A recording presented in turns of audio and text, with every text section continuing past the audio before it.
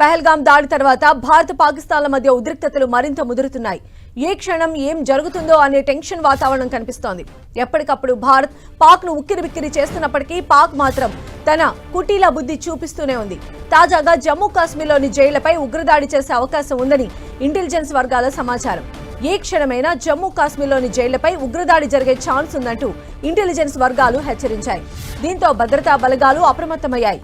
జమ్మూ కాశ్మీర్లోని జైళ్ల దగ్గర కట్టుదిట్టమైన భద్రతను ఏర్పాటు చేశాయి. అటు ఎప్పటికప్పుడు సిఐఎస్ఎఫ్ సిబ్బంది పరిస్థితిని పర్యవేక్షిస్తూ ఉన్నారు. సరిహద్దుల్లో టెన్షన్ వాతావరణం కనిపిస్తోంది. మరిన్ని అప్డేట్స్ తెలుసుకుందాం. మా ప్రతినిధి గోపి మనకు అందుబాటులో ఉన్నారు. గోపి,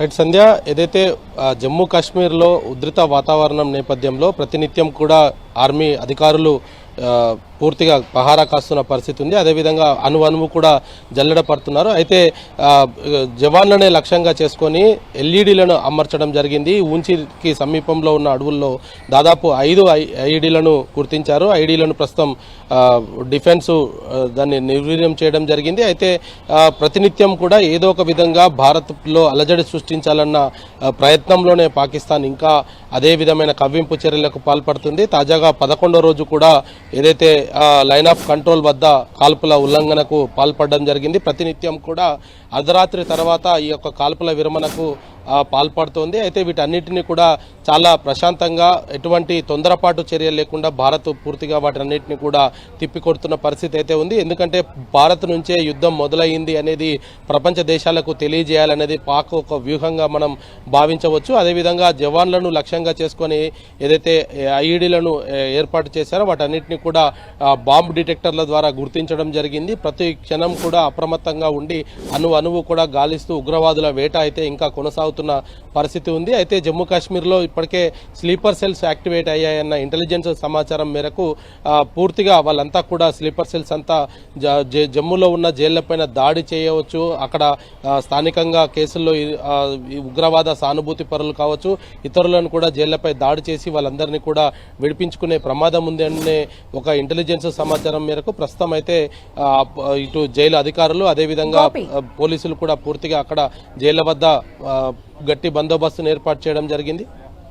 గోపి, అయితే మనం చూస్తూ ఉన్నాం అంటే పాక్ కవింపు చర్యలకు భారత్ అంతే ధీటుగా బదిలిస్తూ ఉన్నది. అయితే ఇప్పుడు ఇంటెలిజెన్స్ నుంచి కూడా ఇలాంటి రిపోర్ట్స్ వస్తున్నటువంటి టైంలో భారత్ తన వ్యూహాన్ని మార్చేటువంటి అవకాశం ఉందా? మరింత కట్టుదిట్టమైనటువంటి భద్రతను బోర్డర్లో పెట్టేటువంటి అవకాశాలు ఉండొచ్చు. ఖచ్చితంగా ఇటు జమ్మూ కాశ్మీర్లో పర్యాటకులకు కూడా దాదాపు 48 పర్యాటక ప్రదేశాలను కూడా పూర్తిగా మూసివేయడం జరిగింది. అటువంటి ప్రదేశాల్లో ఎక్కడైతే ఉగ్రవాదులు దాడి మరొకమారు చేయవచ్చు అన్న ఇంటెలిజెన్స్ సమాచారం ఉన్నాయో అటువంటి కేంద్రాలన్నింటినీ కూడా మూసివేశారు. అయితే sleeper cells activate Ayyanna intelligence సమాచారం మేరకు మాత్రం ప్రస్తుతం ఇటు సిఆర్పిఎఫ్ భద్రతా బలగాల పూర్తిగా జైళ్ల వద్ద పహారా కాస్తున్న పరిస్థితి అయితే కనపడుతుంది. పూర్తి స్థాయిలో భద్రతనైతే పెంచడం జరిగింది. ఒకవైపు ఇటు పర్యాటక ప్రాంతాలకు ఎవరిని రానివ్వకుండా ఉండడం, అదేవిధంగా జమ్మూలో ఎవరైతే మిలిటెంట్స్ కి తీవ్రవాదులకు సహాయ సహకారాలు అందిస్తున్నారో అటువంటి వారందరినీ కూడా గుర్తించడం, దాదాపు ఇప్పటికే 3000 మందికి పైగా వాళ్ళందరినీ కూడా అదుపులోకి తీసుకొని ప్రశ్నిస్తున్న పరిస్థితి ఉంది. జమ్మూ కాశ్మీర్ అంతటా కూడా ఉగ్రవాదులను లేకుండా చేయాలన్న లక్ష్యంగానే ప్రస్తుతం ఆర్మీ అధికారులైతే పూర్తి స్థాయిలో అక్కడ చర్యలు చేపడుతున్న పరిస్థితి ఉంది. అనుమానితులు ఎవరిని కూడా వదిలిపెట్టడం లేదు. వాళ్ళకి సంబంధించిన పూర్తి వివరాలను సేకరిస్తున్నారు. మరోవైపు టెక్నాలజీని కూడా పూర్తిగా జమ్మూ కాశ్మీర్లో ఇండియన్ ఆర్మీ ఉపయోగిస్తున్న పరిస్థితి ఉంది. డ్రోన్ల ద్వారా ఇళ్లలో ఉన్న వ్యక్తులను కూడా గుర్తిస్తూ అటువంటి ఎక్కడైతే ప్రమాదం లేదో ఆ ప్రాంతాలకు వెళ్లి పూర్తిగా అణువు కూడా గాలిస్తున్న పరిస్థితి అయితే కనపడుతుంది. ఒకవైపు ఇటు సాధారణ పౌరులను రక్షించడమే ఒక లక్ష్యంగా, రెండో వైపు ఎవరైతే సానుభూతి పరులు ఉగ్రవాదులకు సహాయ సహకారాలు అందిస్తున్నారో అటువంటి వారందరినీ కూడా వాళ్ళందరినీ కూడా అరెస్టులు చేస్తున్న పరిస్థితి ఉంది. 3000 మంది వరకు కూడా ఇప్పటికే అదుపులోకి తీసుకున్నారంటే జమ్మూ కాశ్మీర్ అంతటా కూడా ఎటువంటి వాతావరణం నెలకొన్నదనేది కూడా మనం అర్థం చేసుకోవచ్చు. అయితే స్లీపర్ సెల్స్ యాక్టివేట్ అయిన తర్వాత వాళ్ళ నుంచి పూర్తి స్థాయిలో ఇటు జైళ్లకు కూడా కొంత దాడులు జరిగే అవకాశాలు ఉన్నాయనేది మాత్రం కొంత ఇంటెలిజెన్స్ సమాచారం కూడా అందుతున్న పరిస్థితి ఉంది. అయితే జమ్మూ కాశ్మీర్లో నెలకొన్న తాజా పరిస్థితులకు సంబంధించి ఆ బోర్డర్ లైన్లో ఉన్నటువంటి మామూలు స్థానికులకి అంటే మిలిటరీ సంబంధించి ఎలాంటి వాళ్ళకి సహాయ సహకారాలు అందుతున్నాయని చెప్పి భావించవచ్చు, వాళ్ళని ఎలా అలర్ట్ చేస్తున్నారు అనుకోవచ్చు?